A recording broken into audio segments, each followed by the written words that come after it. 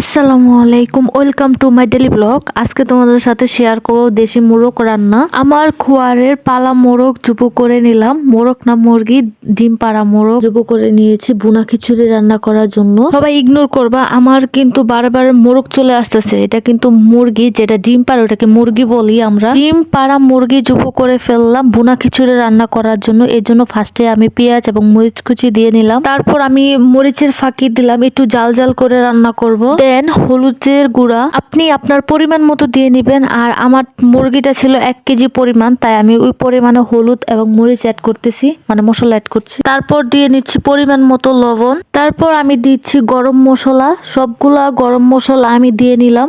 আর তারপর আমি দিব আদা পেস্ট পরিমাণ মতো। আর এইভাবে মশলা দেওয়ার কারণ হলো আজকে আমি মাংসটা মেখে তারপর বসাবো। সবগুলো উপকরণ দিয়ে কিছুক্ষণের জন্য আমি রেখে দিব, প্রায় আধা ঘন্টার মতো। আদা পেস্ট আর রসুন পেস্ট আমাদের একসাথেই করা হয়, ব্লেন্ড করে আমরা রেখে দিই ফ্রিজে। লাস্ট উপকরণ হচ্ছে তেল, আর তেলটা দিয়ে আমি ভালো করে মেখে নিব, একদম উলট পালট করে। আপনি আপনার মতো মেখে নিবেন ভালো করে। দেখতেই পাচ্ছেন কিভাবে আমি মেখে নিচ্ছিলাম, একদম উলট পালট করে, প্রতিটা মাংসের গায়ে যেন ভালো করে মশলাটা লেগে যায়। আমার কাছে মনে হয় এইভাবে রান্না করলে তাড়াতাড়ি মাংসটা হয়ে যায়, আমার কাছে এরকমটাই মনে হয়, বাকিটা আমি বলতে পারি না। আর আলহামদুলিল্লাহ আমার কিন্তু মাংস মাখা হয়ে গেছে, আমি কিছুক্ষণের জন্য এখন রেখে দিব। দেখতে পাচ্ছেন কত সুন্দর করে মেখে নিলাম, আর সুন্দর একটা কালার চলে আসছে আলহামদুলিল্লাহ। আধা ঘন্টার পর আম্মু রান্নাটা বসিয়ে দিয়েছিল, আর আমি অন্য একটা কাজে বিজি ছিলাম।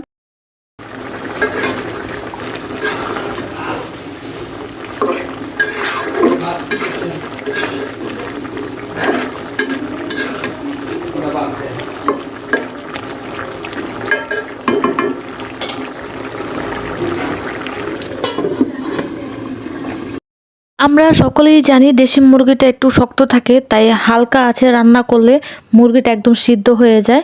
তাই আমি অল্প আছে, একদম ডিপ আছে রান্না করার ট্রাই করছি।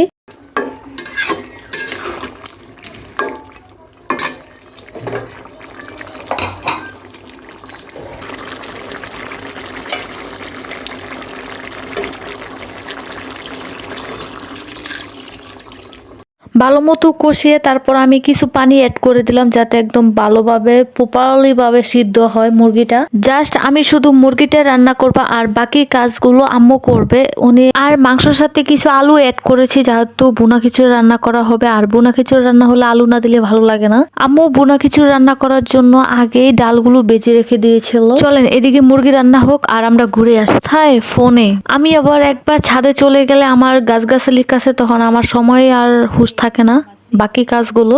এইদিকে আম্মু বুনা খিচুড়ি রান্না করে ফেলছে, এই তো এখন খাওয়ার পালা। চলেন দেখি কেমন হয়েছে। আম্মু রান্না করছে ডাল টাল দিয়ে, বিসমিল্লাহ। ও মাই গড, আম্মুর হাতের রান্না এক কথায় বলতো অসাধারণ।